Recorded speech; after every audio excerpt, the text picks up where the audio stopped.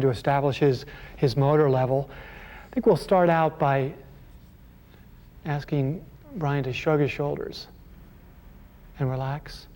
Come up again and relax. One more time, lift up. Now don't let me push down, hold and relax. Give that a 5 grade. Basically, I'm testing trapezius, and that's innervated by a cranial nerve 11 plus some upper cervical nerves. Obviously that he's breathing fine. He has C4 innervation, which innervates the diaphragm. So basically I would address the next level would be at C5 to test. And you can do that with a couple key muscles. One is to look at the shoulder and have him just abduct, pull up like this. Now hold it there, hold it. I'd give that a 5 level. And that really is testing the deltoid supraspinatus group. Doesn't test the whole shoulder because of lack of scapular stability. That actually would interfere with the validity of that test. But if we look at the elbow flexors, why don't you bring your hand to your mouth? Good. Now pull up again. It goes through full range of motion. Now don't let me pull you. Hold and relax. Let's do that against gravity now, all the way through full range of motion. Don't let me pull. Hold. And give that a 4 grade. So I know that he's got motor function down, including C5. The next myotome distal to that, I would test his C6 myotome through wrist extension. And what I would ask you to do is bring your wrist in this position. Okay, pull. And relax. Again, extend the wrist.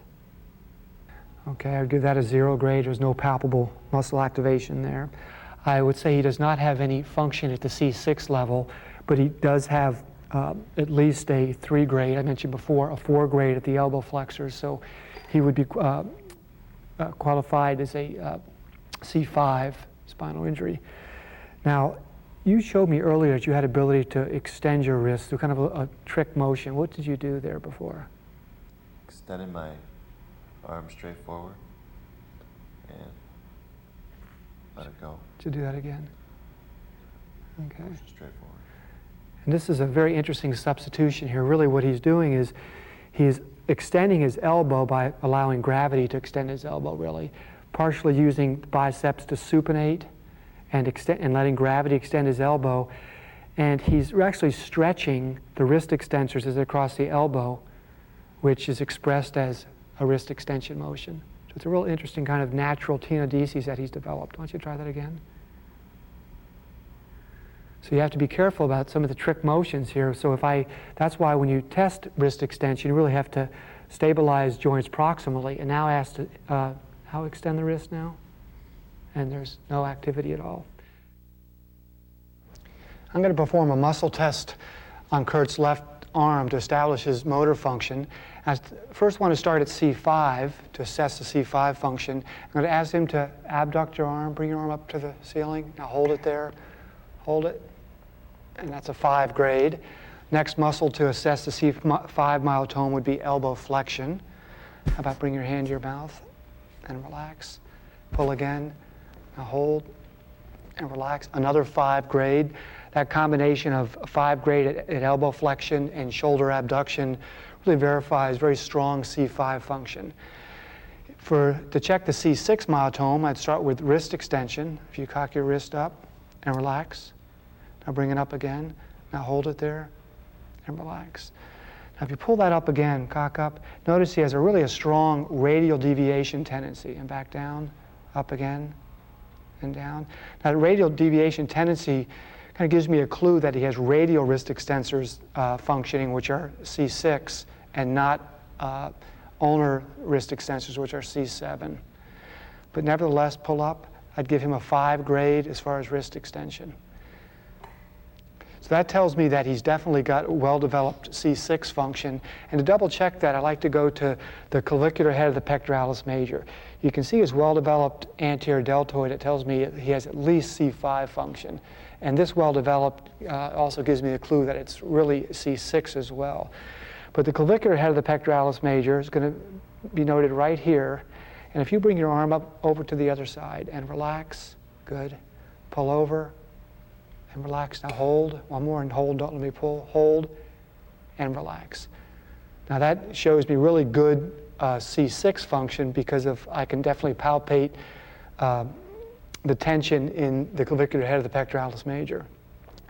Now I would next want to check a C7, the C7 myotome, and I would do that by checking for wrist flexion. How about if you would just try to bend your wrist and relax. Bend again and relax. I'd give that a 0 grade. And as far as triceps, how about if you move your forearm, just try to stay right level with the floor here. And you kind of touch my hand. Push and relax. Push again and relax. And I'm palpating just a trace muscle contraction on that. I'd give that a 1 grade.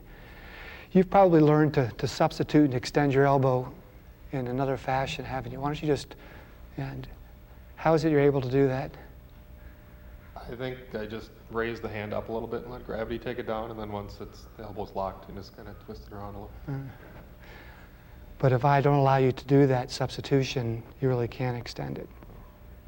And really what he's doing here is he's flexing it first, and then just by relaxing the biceps, just the passive tension in the triceps kind of gives an indication that he's actually extending, but he's not.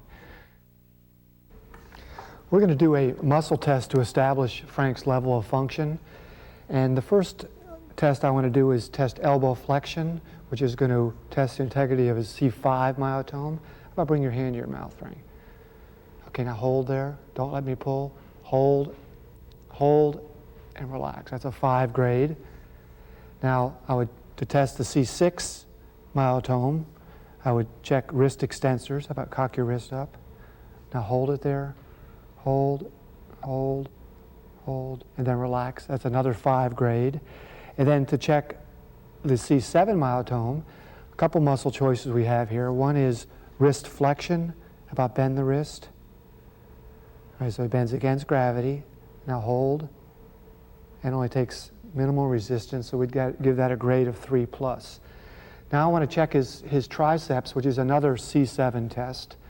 And I think I'll start going against gravity here. How about bring your hand to the ceiling? All right, so at least a fair. Now hold there, hold, and he just breaks with minimal resistance, so that would be a fair plus.